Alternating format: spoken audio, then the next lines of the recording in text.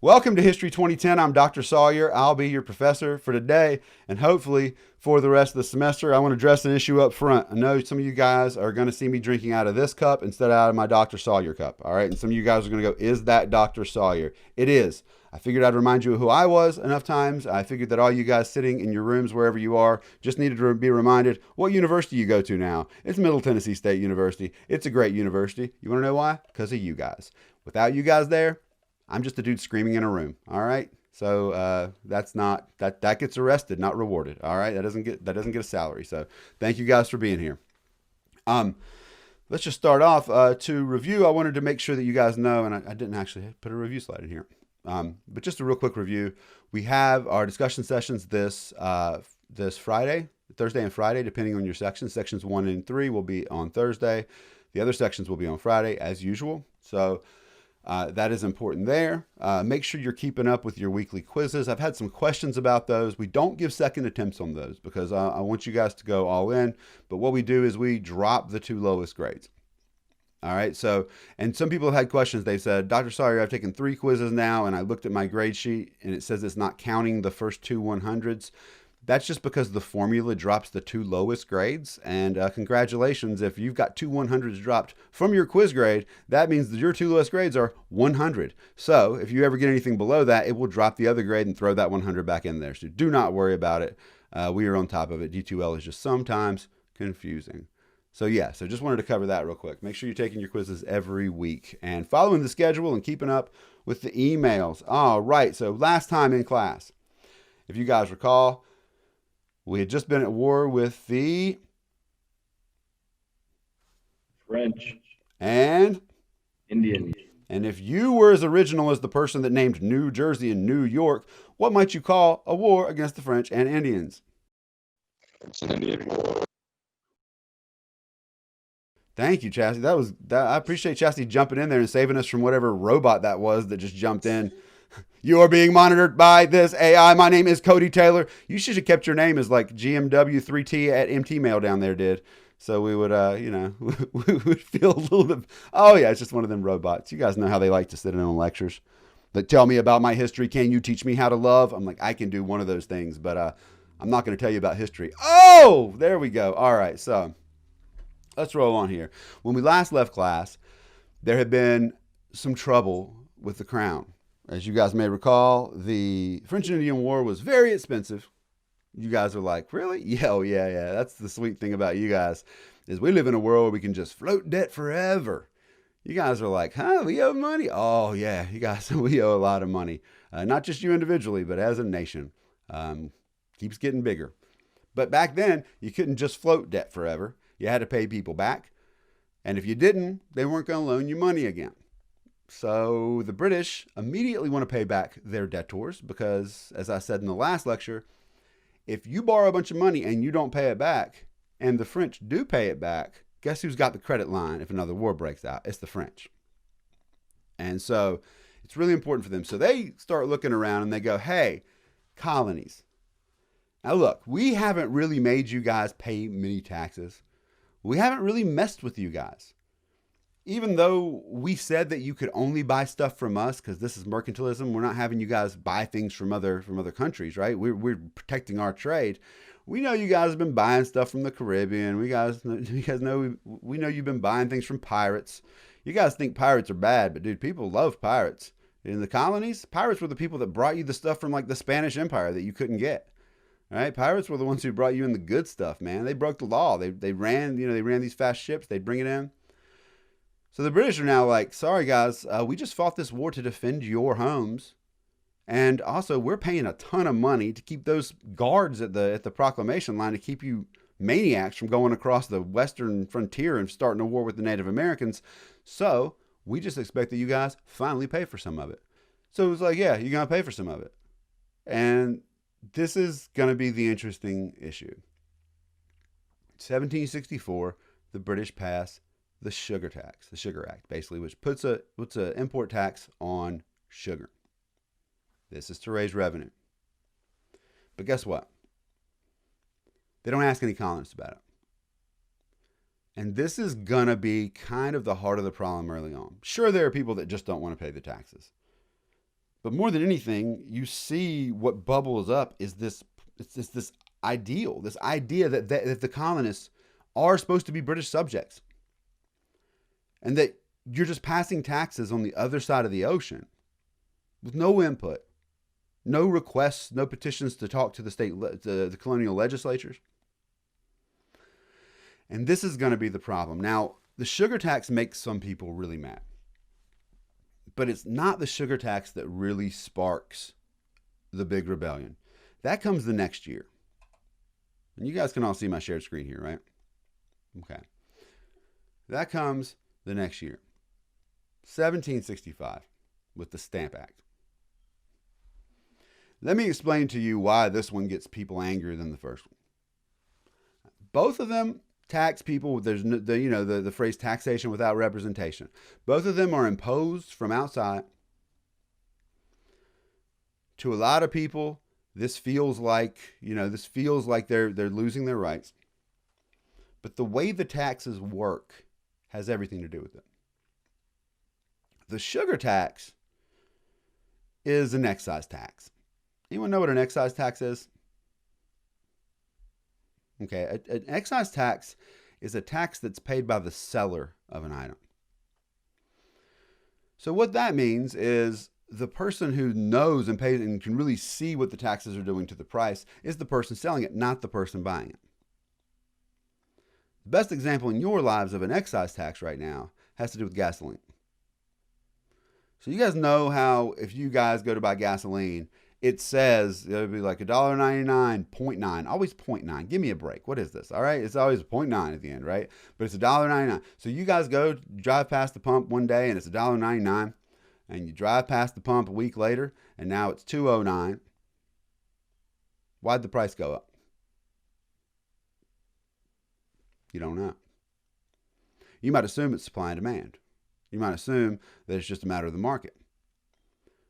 But it would not be immediately apparent to you if, in fact, a new tax had been added to gasoline as it was like 2 or 3 years ago. Did you guys know this? Did you guys know that the taxes in the state of Tennessee went up on gasoline like 2 or 3 years ago? You didn't. That's because when you bought it, that tax was paid. It was included in the price. So you just drove to the pump one day. It was a couple cents more a gallon. You're like, See, that's what an excise tax does. On the other hand, you have a different type of tax, a sales tax. The sales tax is paid by the buyer. So you guys know how you go to buy a gallon of milk, and if the gallon of milk is $3, you go to pay at the register, and it's probably going to be like $3 and like, 28 cents or something like that. It's like 9.5% sales tax and around here anyway. Okay? And you just knew it was going to be there, right? But you notice it. It even says in the receipt, like, this is how much you paid in taxes. You can see it. You pay that tax, not the store. But you think you'd notice if one day you went to buy a gallon of milk, and instead of it being $3.28, you think you'd notice it was like $3.75? You would. You go, wait a second, I buy this thing all the time, and suddenly it's more. And you'd look down and you know exactly why it was more, because it'd be right there in front of you on that receipt. That's the difference between the sugar tax and the stamp tax. Sugar tax is an excise tax. People pay more for sugar. The people who notice immediately are the people that are selling the sugar. Some people around. The stamp tax, though, that's a sales tax. Because the way this works is anybody who purchases, or basically anybody who sells a newspaper, any printed documents, newspapers, playing cards, death certificates, marriage certificates, anything like this, has to affix a stamp to every single to the pages of this. And it is obvious that now you go to buy a newspaper and it's more. You go, oh, great. It's that stamp tax. Or you go to buy playing cards, anything like that. You see and you know exactly, one, that a new tax has been passed. It's right there. And two, that you're paying more because you have been taxed. And if you weren't asked about it, that might make you angry, as it does a lot of people here.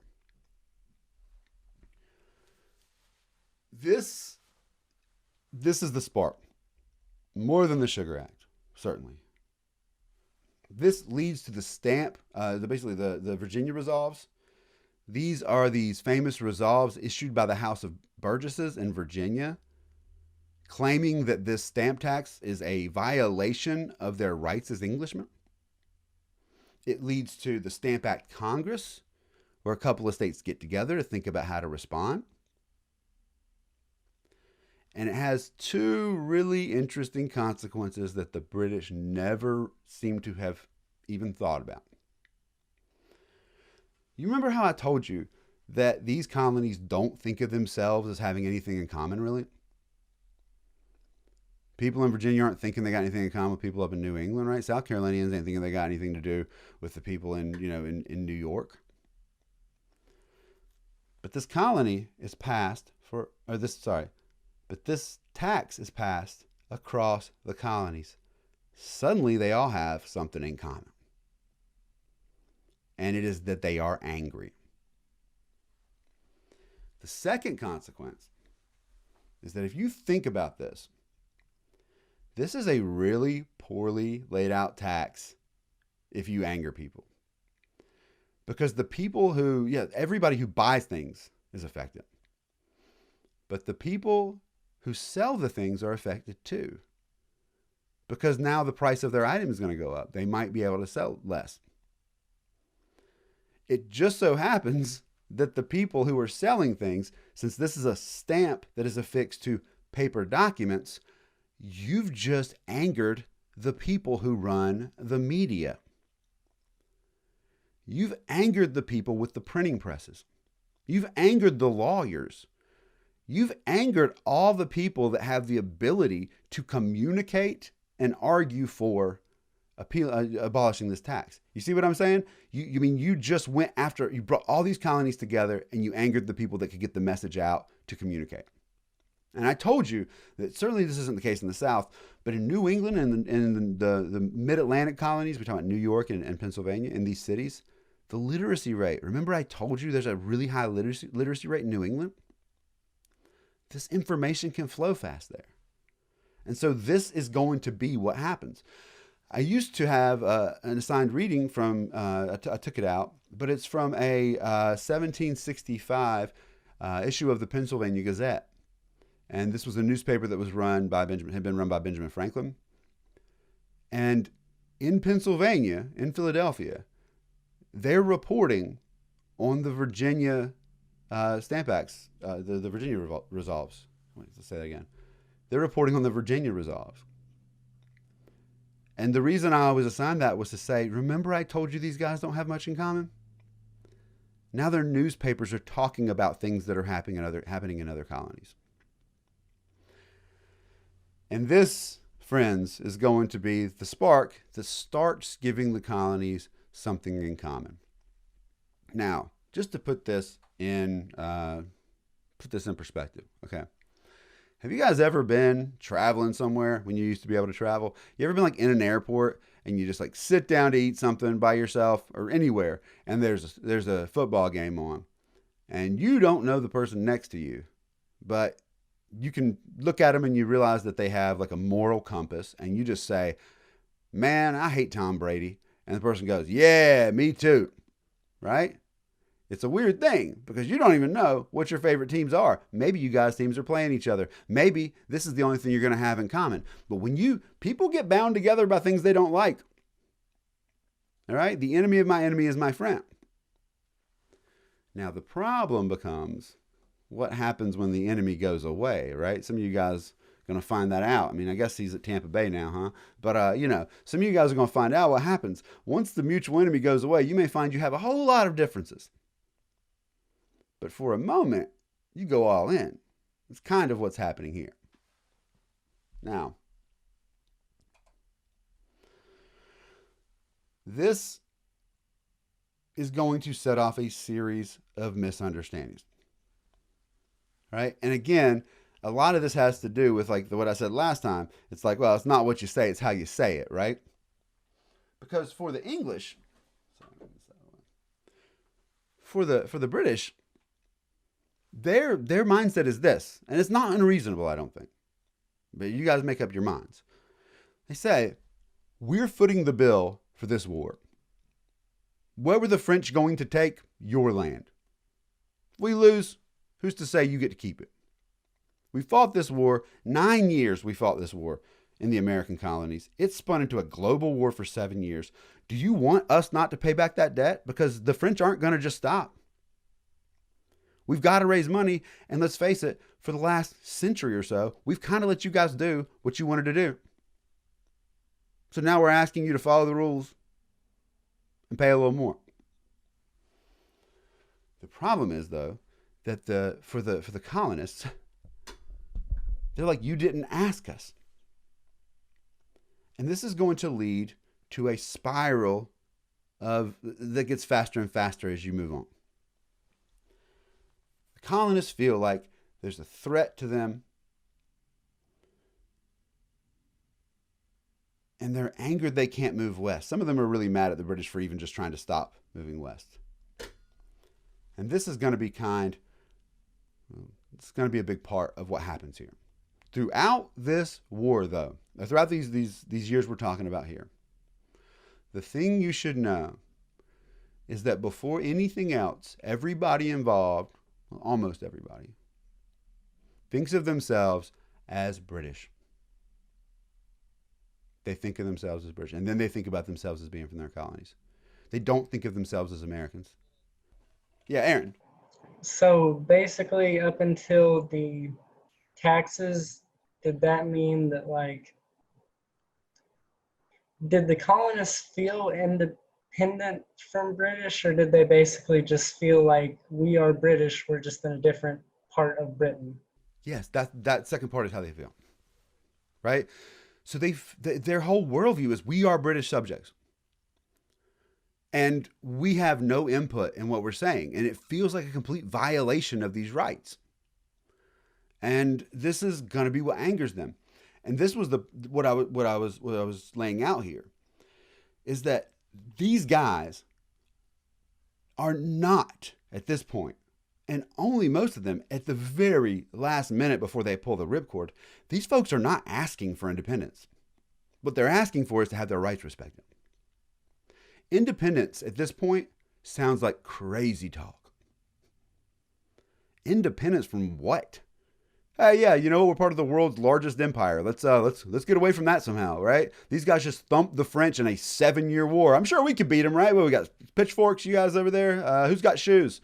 Only half of you got. All right, you know what I'm saying? Like, it's not even foreseeable for most of these people. It only comes with these events that I'm going to be talking about today, where people begin to go, good gracious. I'll put this in context, all right? I'll go ahead and lay this out there.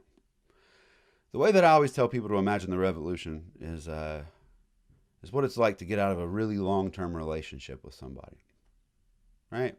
So at this point, the colonies have been dating the crown for over 100 years. Right? You know, if you date somebody for a long time, it's kind of hard to imagine yourself without them.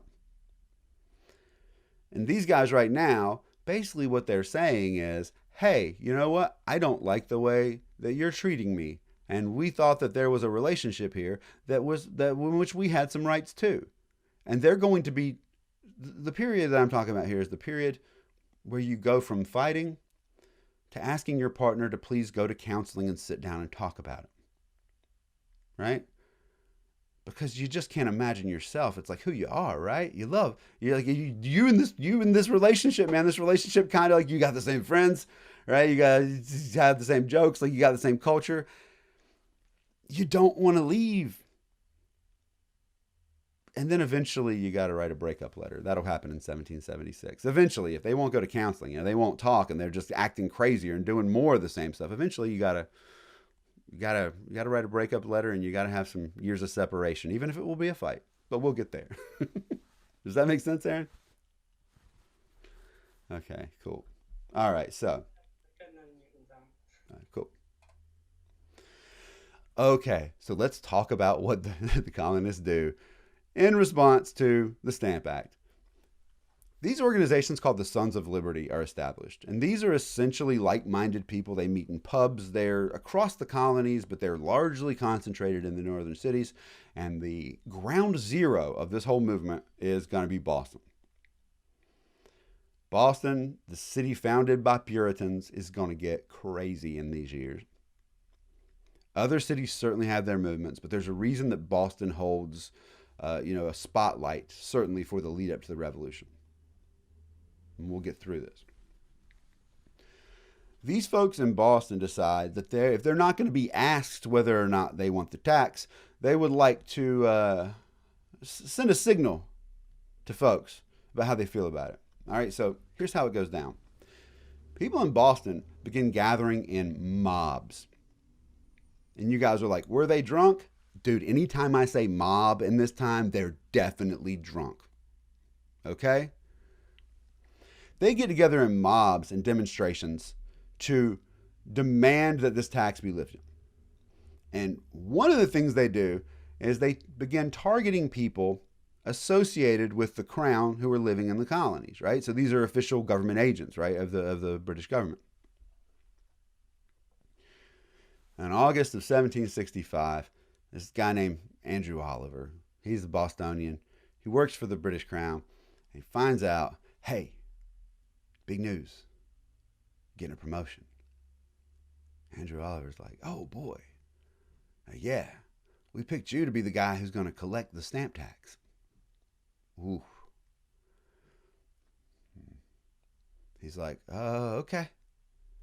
Well, before he can even begin collecting the stamp tax, a mob of people meet under the Liberty Tree. This is the square of Boston. These folks meet, and there's a great report of it. I'll post this. It's kind of long, but it's a report of what happens this day. The mob gets around, and they have an effigy. Right? An effigy is like, it's like a stuffed animal or something. I mean, well, not a stuffed animal, but it's like basically you make what you say, like this is this person, right? Like you make a dummy of somebody, right? So these guys, back then it was pretty easy. If you were going to make an effigy of like anyone who worked for the crown, it was going to be a white dude with a wig on and some neck tuft. All right, look at that neck tuft, right? Neck tuft. You guys see fashions evolving now, right? Because remember Sir Walter Raleigh, he had a neck doily, didn't he? He had a big neck doily, and now you see, don't go to the club in 1765 wearing a neck doily, dude. They'll throw you out. You have a neck tuft at this point. So you just put a neck tuft around a dummy, put an old wig on him, right? And they tied a noose and they hung this dude's effigy from a tree. And the local authorities came out and were like, get out of here. You guys can't do that. And so they said, okay. And they took the effigy down and they dragged it over to the shipyard where Andrew Oliver owned some buildings, and they just destroyed them. And did I tell you guys these were a drunk mob? Because they were, and they were still lit because they weren't done. They then went to Andrew Oliver's house and they began destroying his house. And let me tell you, they did not kind of destroy his house. The reports that are left say that when the sun came up the next morning, people were up on the roof of this dude's house pulling the boards off the top of it. They went in, they destroyed his clothing, they destroyed his artwork, they split up his furniture. They, let's just say this was not a strongly worded letter they sent to Andrew Oliver. Andrew Oliver had made the choice decision to get the hell out of his house and hide. So he was not there. But, I don't know. You found out you got a new job, like somebody was like, hey, we're promoting you to manager of this gas station. And you were like, that sounds good. And then a drunken mob from 1765 came and destroyed your house and pulled the boards off your roof. What might you say back the next day to the person who offered you the promotion? That's right. Nah, I'm good. This is the type of message that the colonists are trying to send. We're not going to put up with this. And here again is where this miscommunication is really going to get whirling. All right, so this act didn't go into effect until after this, right? And in fact, the Stamp Act. Have you guys heard of the Stamp Act? I mean, this is something people talk about a lot, right? Okay. Did you guys know it was only in effect for 6 months and then repealed? Yeah, it's only in effect like they March of 1766, they repeal it. But here's the thing. They repealed it because it wasn't particularly effective at doing what they wanted to do. And there had been a change in prime ministers. So there's a turnover in leadership. This prime minister decides, guess what? We're not going to, we're not going to do this the same way. But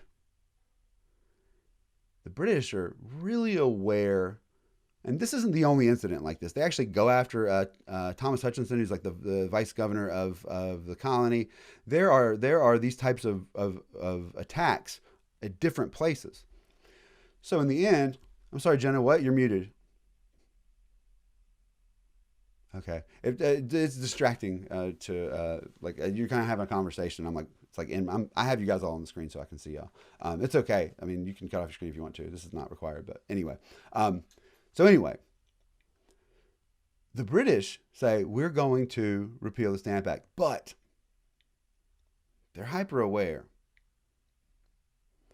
Now, if I just told you, hey, you guys have been doing all those mobs and stuff, right? Tearing up things, tearing the roofs off a house, destroying warehouses, going crazy. Okay, cool. And then I go, hey, guess what, guys? They canceled the stamp tax. What lesson might you have learned if you are a colonist? That's right, that crazy works. You might have learned the lesson that the best thing you can do is get out there, go nuts, and that is an effective strategy. But the British are aware of that, and they say, look, we want to send the message to everyone that crazy doesn't work. So we are going to crack down harder on people to make it clear that this type of behavior won't stand.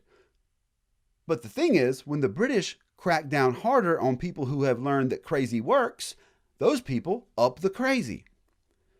And when the people who were saying we can't let the crazy win see what's happening, they crack down harder, and it spirals, and it goes back and forth, and back and forth, and there is no way to communicate effectively at this time. You're talking 4,000 miles, a couple of months before information can travel from one side to the other. And this is going to be the problem.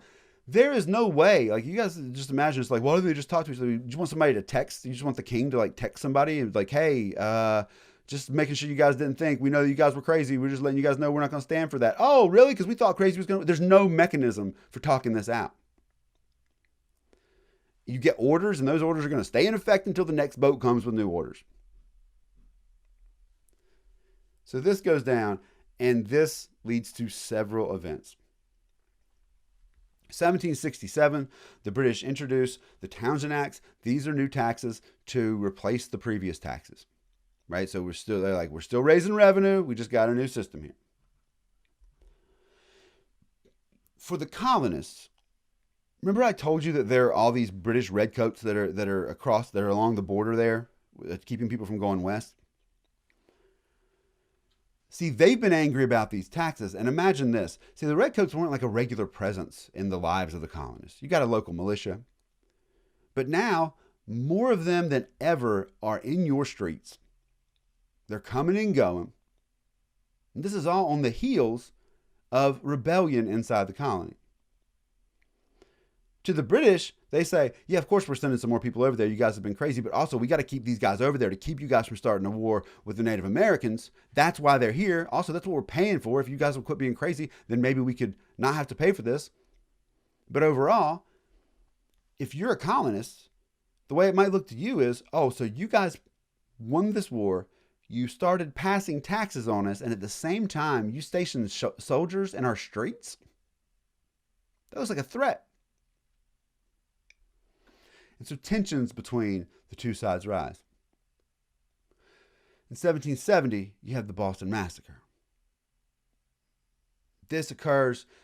It's one of these, two sides to every story kind of things. The story of what happens that you've probably heard is the excellent work of the colonists using their networks across the colonies to report on a story about the Boston Massacre that is, you can read it. I'm not sure if I have it in the links, but you can look up the news report that goes around. It's more or less like, hey, you guys know how British are assholes? Yeah, okay, yeah, they are. All right. So like this little boy was petting a puppy, and this redcoat was like, I hate little boys and puppies. Also, love is fake. And then he kicked both of them, and we were like, hey, what are you doing? And he was like, you know what? I'll kill you too. And then just started shooting us. I mean, that's not the exact story, but it's more or less total victims, total enemies, heartless, just more of the story, right? Again, this works if you have a narrative in your head, right? If your narrative in your head is already that you don't trust the British, that they're horrible, then you go, okay, yeah, this confirms my narrative.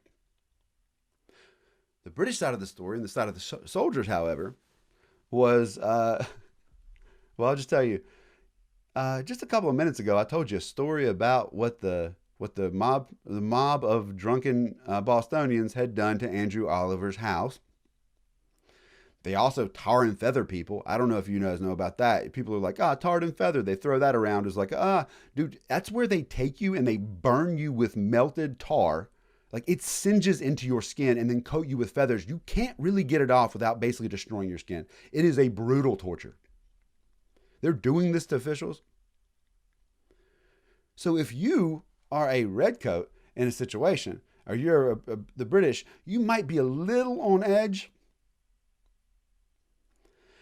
And basically that side of the story was there was a conflict. Somebody threw something right, and the British troops lined up. And the way they told the story was that in the noise, one of the newer soldiers thought he had heard the order to fire. So he fired. The other ones who were out there thought that they must not have heard the order to fire because someone fired. They fired. And that it was all a miscommunication, and that it was not, in fact, an attempt to destroy the lives of colonists. We know that side of the story because that side of the story is what happens in court. The soldiers who shoot these colonists are put on trial in the colonies. So it's not like the British go, we just did this. And they actually win the case. They actually prove in a court in the colonies that this was not grounds for cold-blooded murder as a charge. Anyone know who defended the British? Who their lawyer was? The British soldiers' lawyer in this case where they won was John Adams. John Adams, you may know, is a short, ill-tempered man who will become the first vice president of the United States. And will remark that the vice presidency is the exact words, I can't remember them exactly, but he basically says the vice presidency is the most useless office ever conceived by the minds of men. So there you guys go, right there. The first vice president reporting on being the first vice president. Thank God it's changed. You know what I'm saying? Thank God it's changed. What do they even do? I know what they do. I'm just joking. Anyway. Okay. So that happens. Side note, the first person that's recorded as being killed in this event was a black man named Crispus Attucks. This is another one of these things where the silences in the story that you may have heard about the colonies leaves out your ability to actually imagine what the colonies look like. Boston was a port city. Port cities have people from all over the world. Sailors that travel back and forth between Africa and Europe, across to the Americas, from Central America, all of these places. Port cities were diverse places. They were also thriving economic centers. And there were a lot of free black folks in the colonies. In fact, as we'll get to it, lots of soldiers under Washington were black. They were there. They sacrificed. They fought. If you just assumed that they weren't there, think about how your narrative has blinded you to even imagining that past. Black folks died for our independence. They fought for our independence too. They weren't all enslaved. Now in 1773, you have another famous event here, the Boston Tea Party. Have you guys heard of the Boston Tea Party? Anybody? Heard of the Boston Tea? You've all heard of the Boston Tea Party, right? You've all heard of it. You guys are like, yeah, the Boston Tea Party. That's where they threw some tea into the ocean. And you are actually right about that. That's what they did. They threw the tea into the ocean. But it was a response Again, you see this miscommunication happening, and this is largely what's behind it.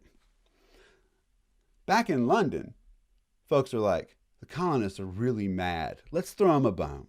All right, you know what? Let's take the taxes off of tea. They love tea. Colonists love tea. I don't know if that's prejudice, if I can say that, but they do. They definitely do. They love tea. They love it. And so they're like, well, take some taxes off of tea. You know, they'll like it. It's like free beer at a college party. They're like, oh, we'll let them know that's what they like. And the problem is, the British selectively do it for like the crown companies, the companies that are officially like the British companies. They don't do it for colonial merchants. So this actually ends up giving an advantage again to the British who are selling this. And the colonists go, oh yeah, you're going to give your own companies a cut here, your own insider, insider trading. This is this is another problem of like discrimination against us. So it doesn't work out. They throw it into the very shallow, by the way, bay at that point, which had two results. It angered the British. It also made the most delicious bay in American history. Just go out there and get yourself a cut. You get a fish in there, you got breakfast, and you got yourself a cup of tea. Faith, you don't have to. Faith's going, But you don't have to, all right? You don't have to. But if you want to. And all this spirals in to really a big turning point here. These are called the Intolerable Acts, 1774. And let me be clear here, there is so much more going on here. I'm trying to summarize and give you guys kind of parts in this story. There are a lot of things I'm not talking about here. Go read up on them if you want to know more. Schedule office hours, right? I'm happy to do sessions on more detail about these things. Always let me know. So this leads to the Intolerable Acts, 1774.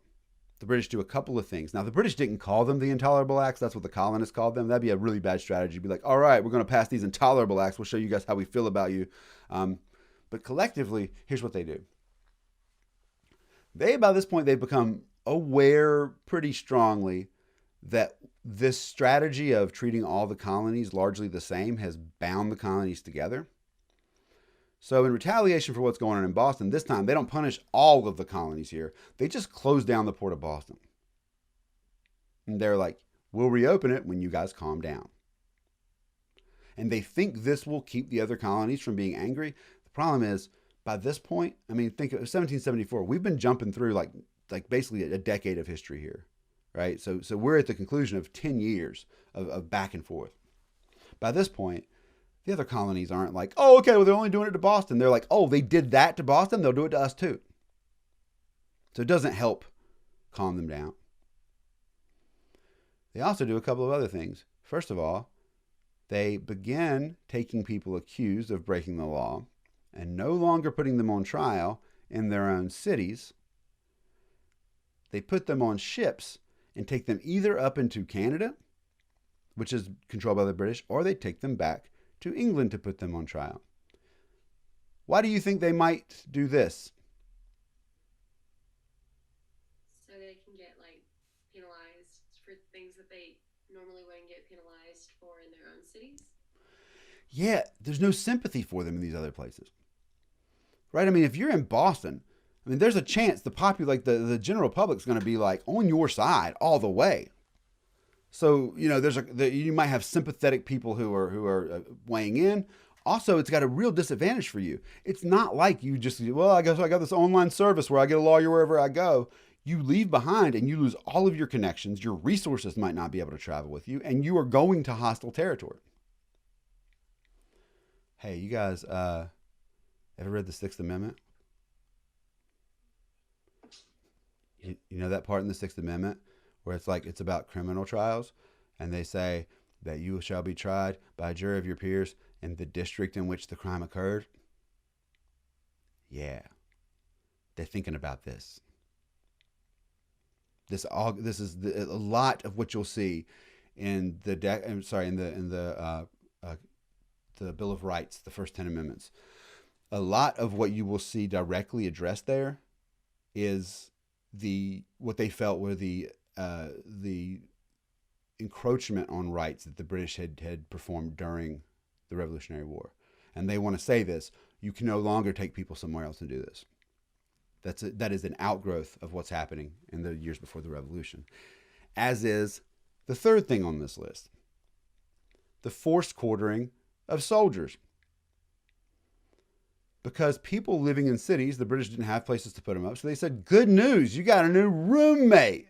You guys think your roommates are bad? Give me a break. They forced people to quarter, and you guys may know the Third Amendment prohibits the government from stationing troops in your home and without a declaration of war, basically in non-war times. They also shut down town meetings. You guys remember the First Amendment? So much of this is aimed at them, aimed at these things. So much of these, what's in the amendments, is aimed at preventing this. In response to this, September and October of 1774, you have a very significant moment. It's called the First Continental Congress. Not all of the colonies come here, but enough do that they are able to essentially begin talking about how to respond collectively. So what they do, it's a very short meeting. There's no experience doing this. They come together and they propose a boycott. They say, look, it's an empire. They care about money. We're going to boycott things. This is when they start boycotting sugar. People start making their own whiskey. They boycott a lot of the manufactured goods. Under British law, you were not required, you were not able, it was illegal for you to take some of the materials that you grew and turn them into a finished product. Because remember I told you the crown makes the money off these colonies by buying low, sending it back, selling it high, then manufacturing it, bringing it back, selling it for more. If you're doing it all yourself, there's no money to be made. This is going to be another thing they're angry about. Is we can't make our own goods. It's illegal for us to make our own liquor. It's illegal for us to make our own products. We've got to sell you the raw materials so that you can make a profit off of it. So you certainly have the material factor there. So they say, we're going to propose a boycott and we're going to call for another meeting next year and try to get all the colonies to come. Before they get back to meet, you have the first shots of what is going to be the Revolutionary War. They come in the colony of Massachusetts at Lexington and Concord. Basically, the British come to try to seize weapons that are held by the militia. The colonists are ready and try to fight them off. Let me be clear. At this point, nobody knows that this is going to be a war. But also, this is a pretty big turn of events. The British aren't sure, is this just Massachusetts? Is this just Boston? Maybe it's Boston and a couple of other cities. No one's sure if this is a small skirmish that's like just a couple of crazy people, or if this is going to go across the colonies, where it's going to be limited to. No one knows, but all we know is that like something, we got to be ready now. And that's why the next month, that Second Continental Congress meets in Philadelphia. For the duration of this war, when I talk about Congress, I'm talking about the Second Continental Congress. That's important to note.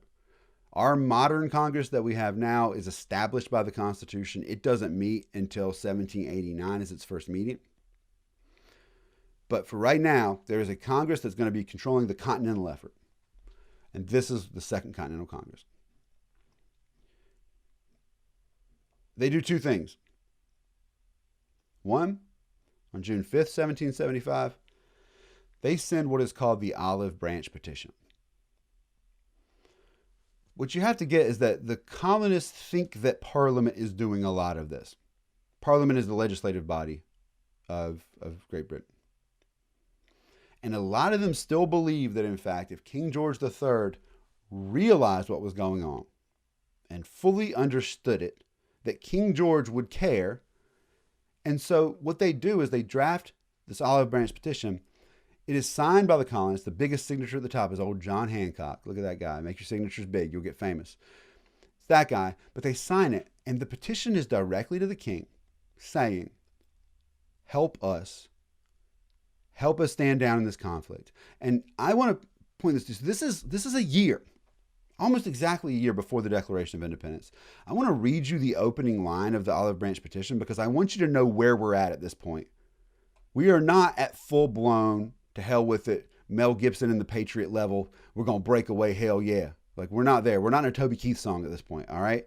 We are just at 1775. This is how the Olive Branch Petition opens. Pull it over here so I can... We, your majesty's faithful subjects of the colonies of New Hampshire, Massachusetts Bay, Rhode Island, and Providence Plantations, Connecticut, New York, New Jersey, Pennsylvania, and the counties of Newcastle, Kenton, Sussex, and Delaware, Maryland, Virginia, North Carolina, and South Carolina, in behalf of ourselves and the inhabitants of these colonies who have disputed us to represent them in Congress, entreat your majesty's gracious attention to this, our humble petition. Does that sound like two people about to fight at the club? It doesn't. It sounds like people begging. We are your faithful subjects. We are begging you for your majesty's gracious attention to our humble petition. They don't know if it's totally going to work, but they are still trying. You guys, you know how it goes, right? When you're in a weird relationship, again, long-term relationship, the person's not talking. Sometimes you go, I'm just going to write them a letter, okay? Just going to write them a letter. Maybe they'll think about this.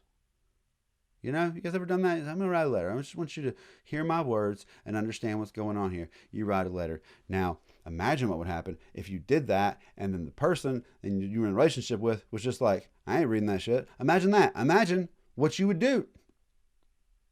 And the colonists are smart because here's the thing. If you're at this point in a relationship, you guys have been fighting for 10 years, you guys, it's time to do two things, well overdue. First of all, what you do is you write that letter and you say, all right, look, this is my last, I'm going to give a good faith last effort. But the second thing is you start planning for if you're going to need a divorce and you're going to need a chief executive to manage that issue. And that's what they do. So on June 5th, they adopt the Olive Branch Petition, trying to end things. They're trying to work things out there.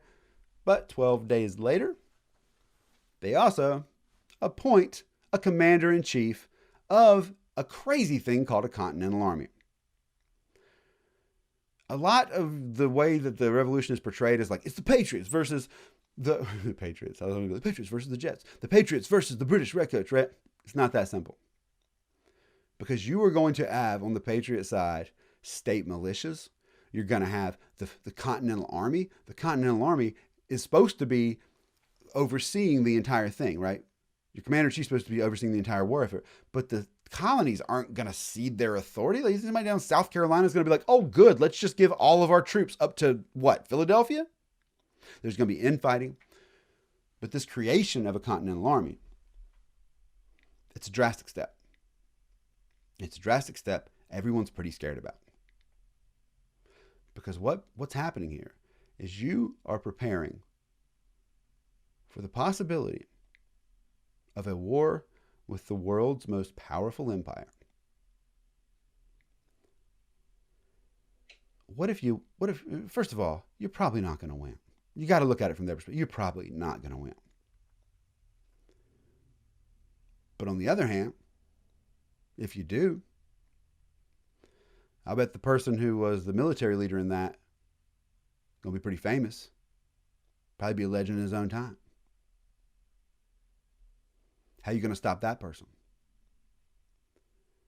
How are you going to convince the people not to do what that person says? That person just defeated the world's largest empire. Give one person control over the military across all these colonies. Damn, get rid of one despot. Place him with another one. They're nervous. That's why they are very, very careful about who they select. And they select George Washington. If there is one figure in the Revolutionary period that, if it's one figure that you have to say, if this person wasn't there, I don't think it would happen. That person's Washington. Think about the world's big revolutions and think about how they end. What revolution do you know of where there was a war And the leader of the victorious side eventually just ceded power. Let's run down a bunch of them. French Revolution ends in Napoleon. The Russian Revolution, Stalin. The Cuban Revolution, Fidel Castro. The Chinese Revolution, Mao Zedong. In all these stories, it starts off with the leader who's up against the biggest odds. And when they win, they're wildly popular. And they tend to decide that they're the only person who can do it. And they tend to consolidate power. And they usually don't leave office till they die one way or another. This is why Washington is crucial. The thing about him is that he seems to be driven by service to the country. And it's a bizarre thing. People don't think about America as a country at this time. They think about themselves as Englishmen. And if they're going to break away from thinking about that against all their will, against all they want, they're going to think about themselves as Virginians or South Carolinians. They're not going to think about themselves as what? What is that? Washington's talking about this concept of service to all, not just to his own state, from the very beginning. I will read you in the entirety right now that upon being appointed the commander-in-chief, the document is signed on June 17th, the day before he is notified that they are going to draft this up. This is his entire speech. Keep this in mind because this is quintessential Washington.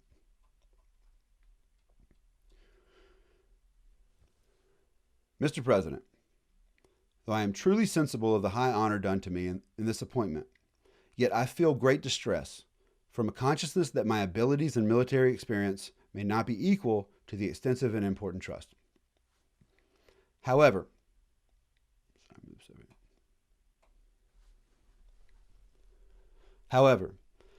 as the Congress desires it, I will enter upon the momentous duty and exert every power I possess in their service and for support of the glorious cause. I beg they will accept my most cordial thanks for this distinguished testimony of their approbation. But, lest some unlucky event should happen unfavorable to my reputation, I beg it may be remembered by every gentleman in this room that I this day declare with the utmost sincerity I do not think myself equal to the command I am honored with. As to pay, sir, I beg leave to assure the Congress that as no pecuniary consideration could have tempted me to have accepted this arduous employment. In other words, as I beg you to I hope that you all understand that I am not doing this for money.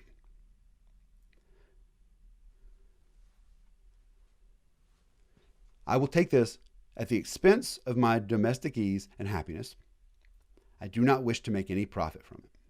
I will keep an exact account of my expenses. Those I doubt not they will discharge, and that is all I desire.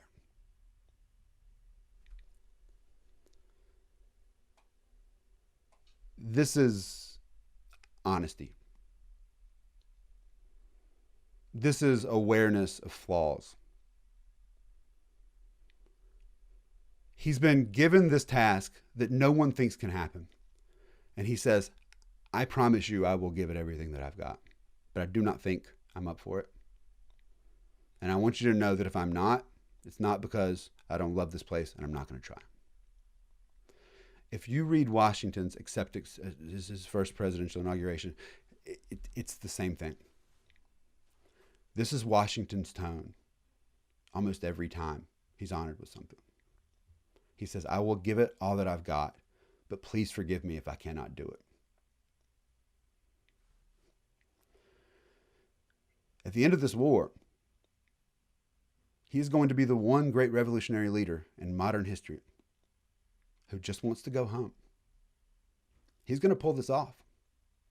And then he's going to hand over his office and go home.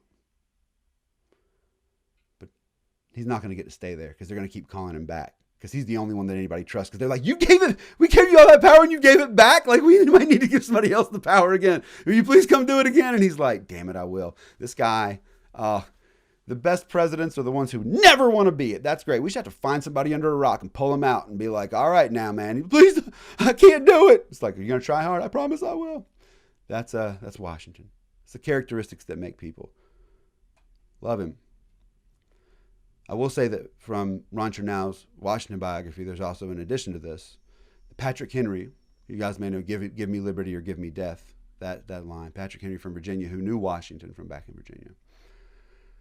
He came across, Patrick Henry ran into Washington later that day, and he said that when he ran into him, this is the quote, he said, Washington said, "Remember, Mr. Henry, what I tell you now." And this Washington had tears in his eyes later that day, and said to Patrick Henry, "Remember, Mr. Henry, what I now tell you. From the day I enter upon the command of the American armies, I date my fall and the ruin of my reputation." So if Patrick Henry is right, this guy has accepted a position that he believes will be the end of him. If you know anything about the British Empire at this time, and maybe you don't, I'll tell you, you probably won't remember this. They punish traitors ruthlessly. One of the most notable accounts of the punishment, and they want to make this clear. Someone who had turned on them in one of the colonies, they had taken this person and hanged them publicly. The thing about hanging you might not know is that you don't die from your neck being broken. I mean, your neck breaks. You die from suffocation. You die there and can't hold yourself up, and you slowly suffocate. So they hang this person and let him hang there, but they didn't let him die. They let him hang there suffering. And they brought him down, and they took both his hands, both his legs, tied them to separate ropes, and then tied the end of those ropes to 4 different horses. It's called being drawn and quartered. And what they do is all 4 of the horses are pointing different directions. On the order, people whip the horses, and all 4 horses rip all of your limbs out of their joints. But that's not what killed him. They then took him after having his neck snapped from being hanged, having all of his arms ripped out of their sockets by being drawn and quartered, and they burned him alive.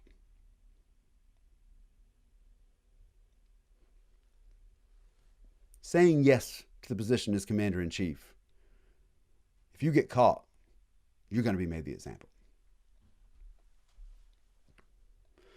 In the discussion session on Thursday and Friday, we're going to talk about the founders. They have remarkable qualities, but they're all flawed human beings. Washington, at the same time that he could understand he could avoid the temptations of power when it came to politics, himself had trouble understanding why the enslaved people on his plantation ran away. He was a slave owner. The man, Thomas Jefferson, who writes the words in the Declaration of Independence that you're going to read, that all men are created equal. One of the largest slave owners in the country. I want you guys to, with all people, we want to make heroes or villains out of people. For some reason, we want to do that. Every person is the sum parts of every decision they've ever made. I hear people writing it off saying, at that time, everybody thought it was okay. That's a lie. Washington's going to live a lot of his life with Hamilton and Lafayette telling him that he is a hypocrite for doing what he does. People say, oh, well, we should, get rid of everything about a person. Really? It's up to you how you view these folks. But here's my take on it. I don't care about statues. I don't. People say we'll lose our history. My thought is always, well, the only place you get your history from is monuments. It's a lot of traveling to try to basically track down American history. Also, the problem that I have with this idea of putting people on these pedestals is not have anything to do all the time. And some I'm happy to see go, no matter what. But when you put somebody in stone and you make somebody into someone who's larger than life, one of the unfortunate results is you start to think that you don't have that greatness in you. You start to think that these people must have been heroes, that these people must have been larger than life, that these people must have never experienced any doubts. They must have known their destiny the whole time. And you lose that greatness doesn't come from destiny. Greatness comes from the fight. It comes from trying to overcome what is broken. It comes from grit. It comes from service. It comes from you knowing that you can fail and still trying. None of those statues feel that. And none of those people were statues. In the discussion session, we'll talk more about this. I want to go through this. I want to leave you guys with a full picture of these folks. They are thrown in your faces so often as these examples of something that someone wants to prove with them. And you lose the humanity. People say have you seen people say the founding fathers wanted? Have you ever heard anybody begin a sentence what the founding fathers wanted? For God's sakes, if that sentence doesn't end, they wanted to eat lunch. That's what they had in common. These guys are not from the same place. They hate each other, some of them. They fight non-stop. One of them murders another one, then runs off. You've got so many people here. Also, the fathers thing is a problem. That boycott that I talked about, you know who organizes that boycott? It's the women in the cities. That's who runs the boycott. Forget about the soldiers that die on the battlefield. The ones that starve, the ones that die from smallpox. The one that had nothing. Don't record their names because nobody wrote it down. We'll get a full picture. And I hope you guys in this will appreciate both the dark and light in these people, which is the same as we have in ourselves. And you will aspire to find the light in yourself and be a good citizen. Thank you.